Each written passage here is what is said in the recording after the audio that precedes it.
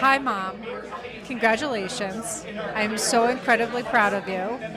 I have loved getting to see the work you do every single day, and riding in the car with you and listening to the daily has been the highlight of these past almost 2 years, almost 3 years working at Koskoff. Mom. Mom, you are the best role model any girl or woman could ever have. Am I going? Hi, Mama. Congratulations. I'm so proud of you. I'm not sure why they gave you a Lifetime Achievement Award when you're so flippin' young, but I hope you continue to have a long, prosperous career. You inspire me every day. I love you so much. Hey Kathleen, congratulations on your Lifetime Achievement Award. You've been such an amazing mentor and friend, and you've been so kind and fun, but also just so brilliant to work with, so thank you. Kathleen, it has been an absolute pleasure working with you, and we could not ask for a better mentor at Koskoff. So thank you, and many congratulations. Thank you, Kathleen, for setting the bar so high. Now I have something to always work for.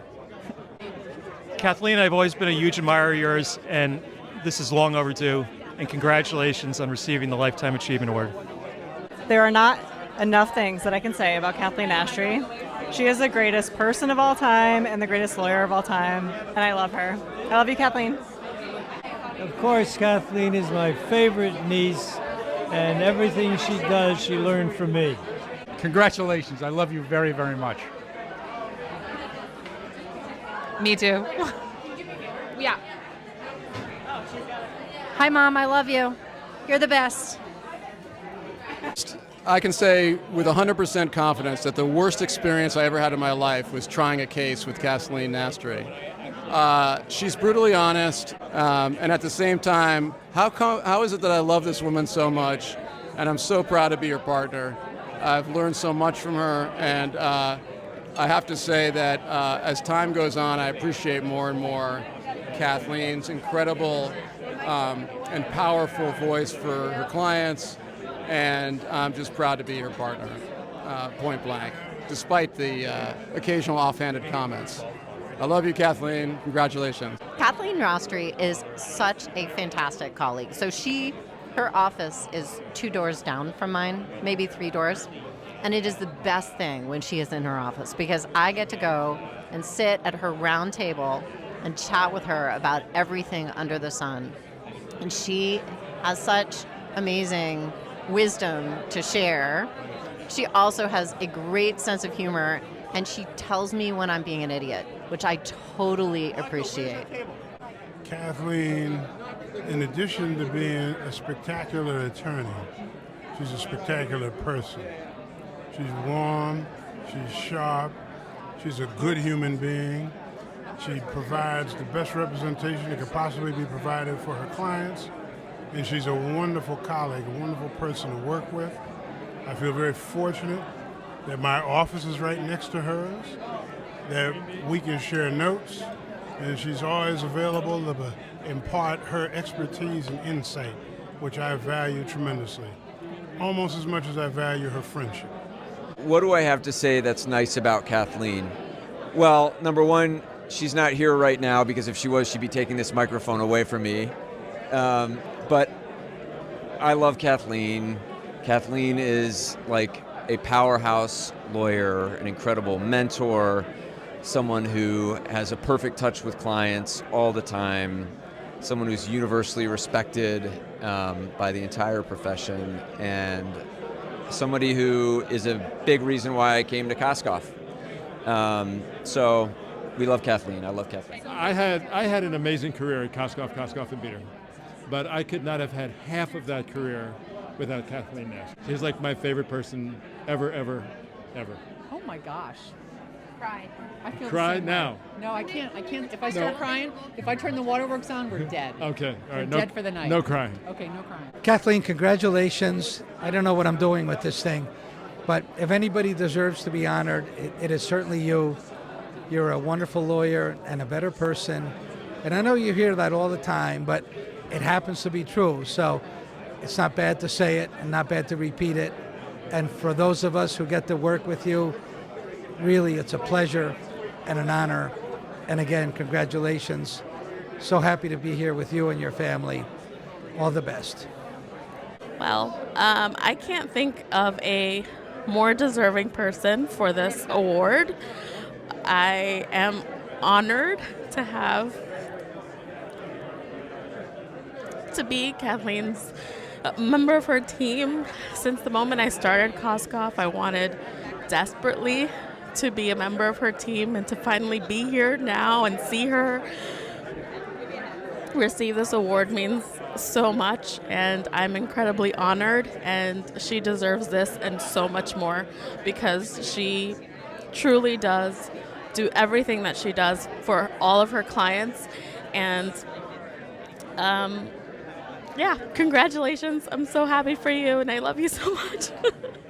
Immediately said when Marisa asked me to do this is that there's not another person I could think of when we're celebrating the 70th anniversary of CTLA to receive an award like this, but it's Kathleen. So that's the essence of what I'm going to try to share with you today. But I know the Nastri table is very concerned. There's a bet going on that within 30 seconds I'm going to say something embarrassing to her or to me.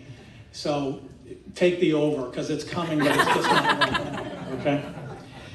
So Marisa did, when she did ask me, and I think the words I said to her, where's Marisa? I told her that I actually had goosebumps to be asked to do this. She didn't tell me how many people said no, but I was still honored to do that. And I said, I'm going to have all kinds of stuff to say. It's going to take really long. She goes, no, just do the good stuff. I said, well, this will be very quick then. We'll get rid of that. So the obligatory biography we have to share, and it would take all night to give all of her biography, but as most of you do know, she's a graduate of the University of Connecticut, a graduate of the University of Connecticut School of Law. Huskies. Pardon? Huskies. Huskies. Well, go Friars. I have the floor, Kathleen. This is why so many people said no to this. Please. I think I just hit the over, right? On 30 seconds. So anyway, what I was saying. She has held virtually every position within CTLA, culminating in 2003. I guess you're culminating tonight for this award, but in 2003 she was named the first woman president of CTLA. Hold for applause. I think that's remarkable.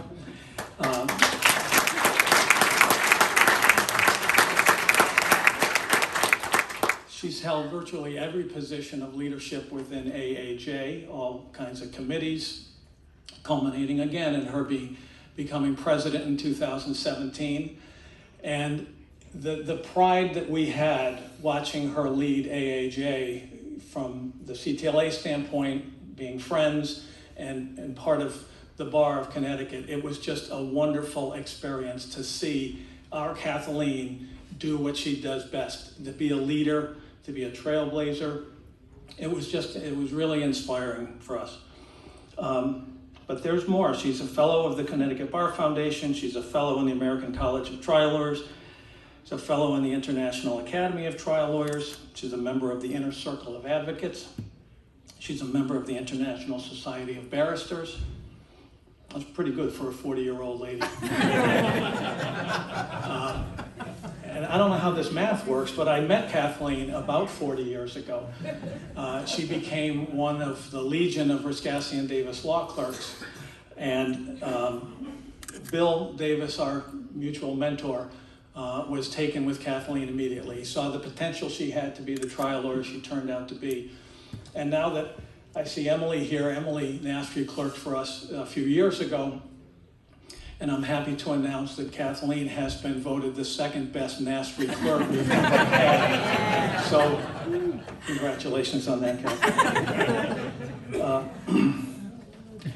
So, as she knows and she's shared with people, Kathleen had a supporter in Bill Davis to the end of his life. He followed her career trajectory like we all did with such pride and such happiness when she did all of these wonderful things. And you wouldn't think you'd remember this, but I remember the day she called our office, and I'm sure she spoke to Bill first.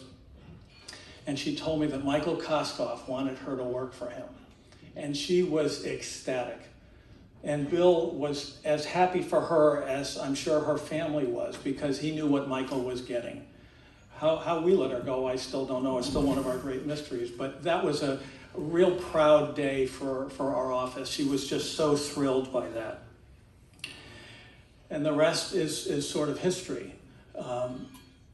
I will share, just to prove Kathleen's prediction that I'll say something offensive, the only story I'm going to tell you about her clerkship years, as wonderful a clerk as she was, and Josh is already laughing at this because I shared this with him, and I have a witness.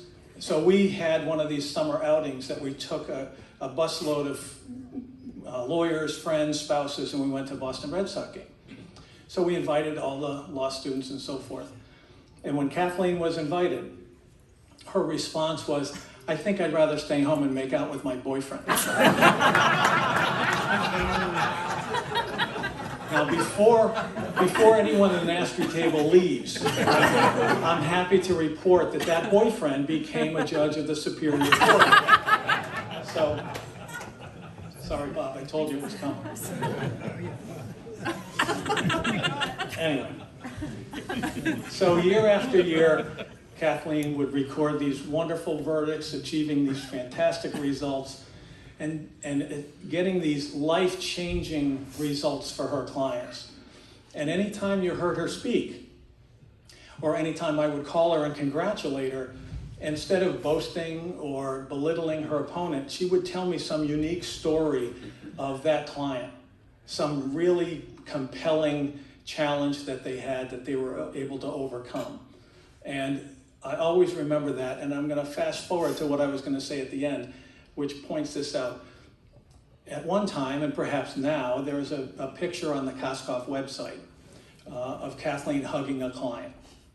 And as staged as some websites might be, I have no doubt that that picture captures the kind of person and the kind of lawyer that Kathleen Nastri is. So when I was looking around for what the heck am I going to say, I went on their website to make sure I had this wonderful biography accurate, and I saw that picture, and it tells everyone here much more than I could ever tell. So I didn't sign up for the time limit, did I? Okay. So as I was thinking about this, with all the recipients that have been honored in prior meetings and so forth, it occurred to me that when we recognize someone like Kathleen, we're not just recognizing the results or the achievements or the memberships or the exclusive company that they keep among members of the bar. In a situation like this, where it's a reflection of the kind of lawyer you are, the kind of results you receive, and the reasons you do it for.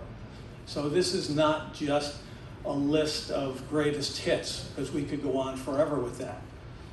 The writer David Brooks describes that list of accomplishments as resume virtues. And resume virtues are wonderful. We all pursue them, and we all strive to be listed in these organizations, and that's wonderful. And Kathleen has as good a resume as anyone here, anyone I know. But David Brooks also talks about the eulogy virtues. And as morbid as that might seem, I guess, she's only 40 years old, so we're not here yet. But the eulogy virtues are those virtues that define the core character of a person. And what I was trying to say a few minutes ago is that when you look at that lawyer hugging the client and you hear about the passion that Kathleen brings to everything she does, whether it's leading the bar, trying a case, teaching young lawyers. I was talking to Josh about, finding something nice to say about Kathleen, and he reminded me that Teddy and Michael and Richard and now Kathleen and all others, it's a huge part of what they do. And for you young lawyers out there, you should be very, very grateful to have people like Kathleen and others to share and pass along their wisdom.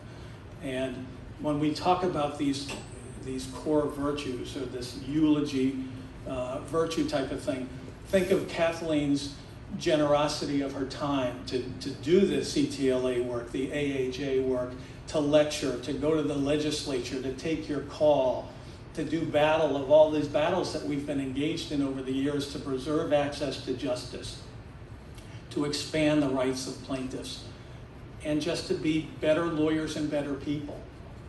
So that's why Kathleen Nastri is being recognized tonight. So Kathleen, I know that Bill and Michael and your dear friend Richard are looking down upon you tonight with tremendous pride as we recognize you as the Lifetime Achievement Award winner. Thank you, John.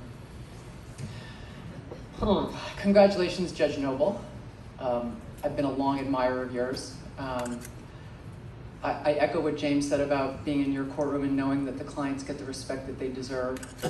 And James Healy, if I had your brain, I might have done something with myself. I don't know. You are a remarkable brain and heart all combined into one, and you know how much I respect and admire you.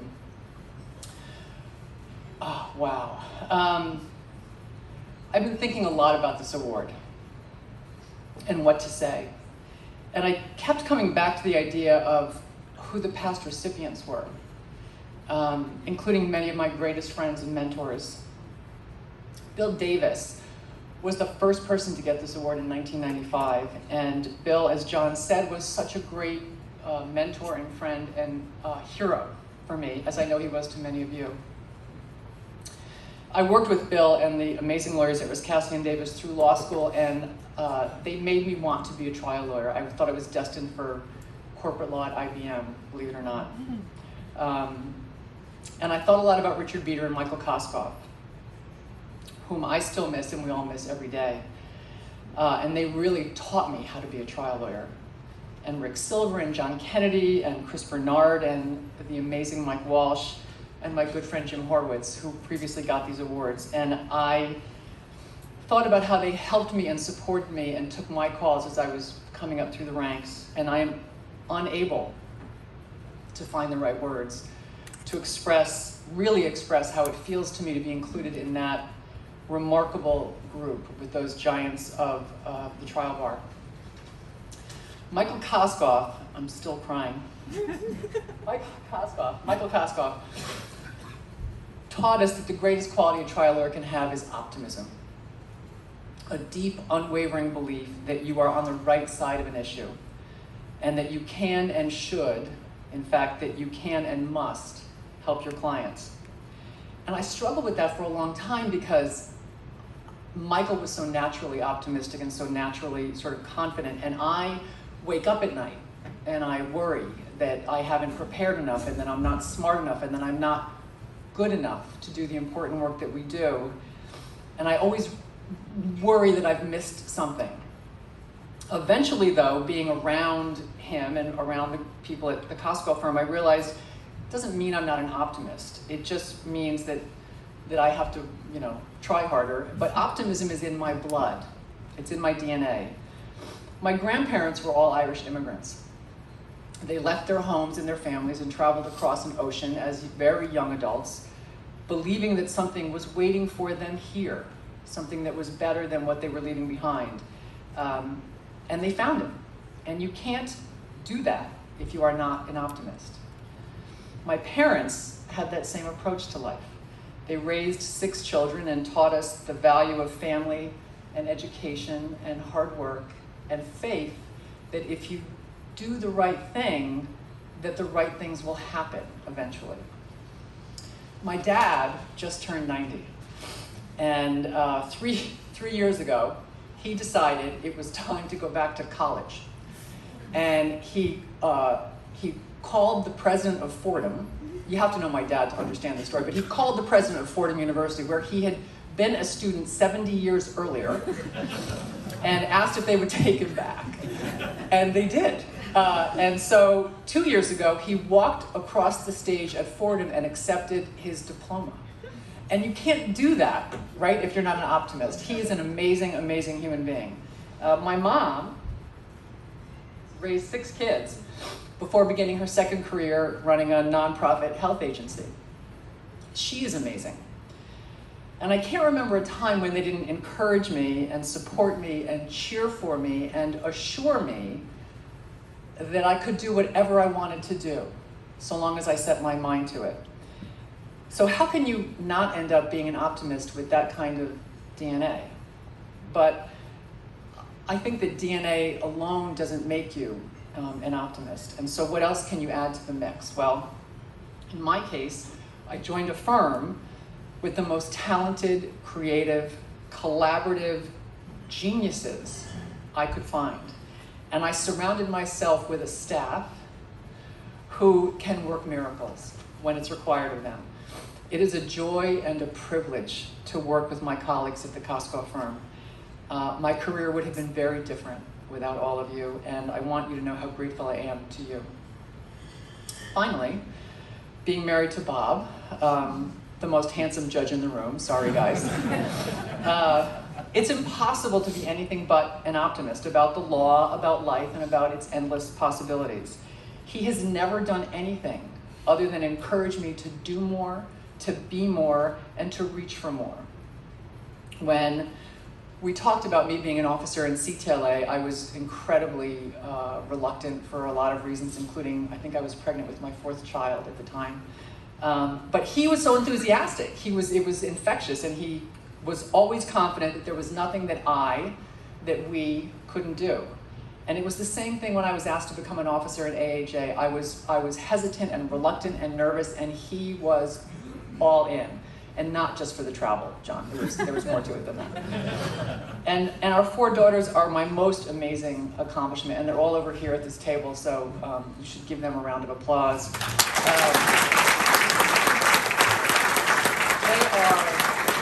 They are smart and independent and funny and confident and lovely inside and out. I don't think having me as a mom has always been the easiest thing to manage, but you are my greatest source of pride and joy, and I hope you all know how deeply, deeply proud I am of the women that you have become. Supreme Court Justice Lewis Powell said, "Equal justice under law is not merely a caption on the facade of the Supreme Court. It is perhaps the most inspiring ideal of our society. It is fundamental that justice should be the same in substance and availability without regard to economic status." That's what we do. That is the power of the system that we work in. We are trial lawyers. We give voice to the voiceless. We hold wrongdoers accountable. We fight hard, sometimes seemingly impossible battles. I believe the work that we do changes lives, gives answers, finds truth, and provides comfort to people who need us at the absolute worst moments in their lives. It is an honorable and a necessary profession, and never let anyone tell you otherwise. CTLA has opened doors for me. It's given me friends and mentors who have supported me throughout highs and lows in my career. You've given me answers when I needed them, and you've given me encouragement when I needed that. So thank you from the bottom of my heart for all of that, and tonight for this tremendous, tremendous honor. Thank you very much.